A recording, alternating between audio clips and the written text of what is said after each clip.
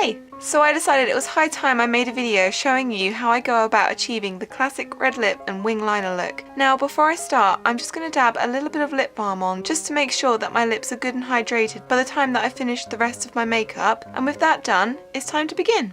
So I'm going to grab my trusty Urban Decay brush, and as I only want a light coverage, I'm going to use my Chanel Vitalumiere Aqua foundation. Then, as always, I'm just going to apply this to the areas that I feel need a bit of coverage, and then I'm just going to blend that out with my fingertips. Now for my under eye area, I'm going to use my Select Moisture Cover from MAC, and this is also quite a light product, and I'm really trying to keep the base as light as I possibly can because the eyes and lips are going to be quite heavily made up, and in that way my whole face isn't going to be overly made up, it will just be selected areas, I guess. And so once that's done, I can move on to my brows. So firstly, I'm just going to fill in any of the more sparse areas with my Rimmel eyebrow pencil. Then I'm just going to go over that with my trusty eyebrow powder from Paul & Joe, and you can see this has been well loved. And this is really just going to help soften the pencil lines and help give a more natural look to my newly filled in brows. Now for the eyeliner, and for this I'm going to use the L'Oreal gel liner, which comes with this very handy brush, and I really like this product because its consistency really helps it glide on well without tugging at your skin, but it also has really good wear too and lasts quite a long time. And because it does last so well, I'm actually going to use the same product to tightline my eyes.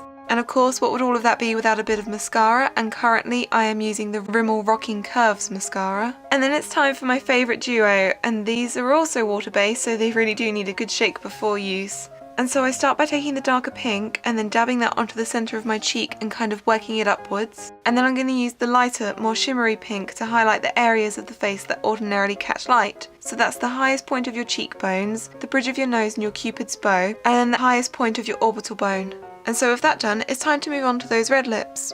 And I'm going to be showing you my two favourite ways of wearing a red lip. So to start off with, I'm going to use my Max Factor lip tint. And I'm not only going to outline, but I'm also going to fill in my lips with this. And this is really going to help keep my lipstick in place and also stop it from bleeding. And then I'm going to take my Rimmel lipstick, I think this is 01, and this is from the Kate Moss line, and just apply that all over with a brush. And I'm using a brush because it just really helps with the precision, and I think the precision is needed when you're going for such a bold colour really, or at least it is for me. And so that's your red lip. Now for most of the time this is just fine, but today I want to make this just a little bit darker. So I'm going to grab this Revlon lipstick, which is in a dark brownish red colour, and then I'm going to use the same brush and pop that straight over the red that's already there, just to deepen it up a little. And that's it. All there is left to do is just unpin and tame my hair, and that's the finished look. I hope you enjoyed having a look at how I go about achieving what is probably the most classic makeup look there is, and I hope you also like seeing the two different ways that I like to wear a red lip too. But other than that, I guess there's nothing left for me to say, then I look forward to seeing you soon. Bye!